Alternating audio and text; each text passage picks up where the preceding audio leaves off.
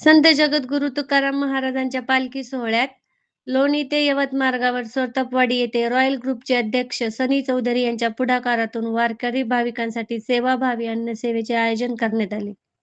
यावेळी भाविकांना पोहे, मसाला दूध आणि बिस्किटांचे प्रेमपूर्वक वाटप करून त्यांचे आदरातिथ्य करण्यात आले। वारकऱ्यांनी या सेवाभावाचे कौतुक करत आयोजकांचे मनापासून आभार मानले। रामकृष्ण हरी।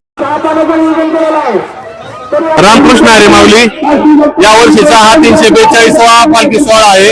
आमच्या सोरतपवाडी गावापासून संत जगद्गुरू तुकाराम महाराजांची पालखी या ठिकाणापासून जात असते।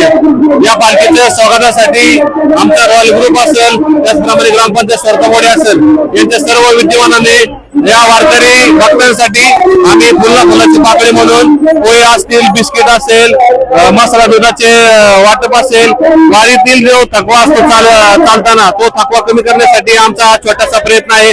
माझ्या समवेत माझा संपूर्ण ग्रुप आहे।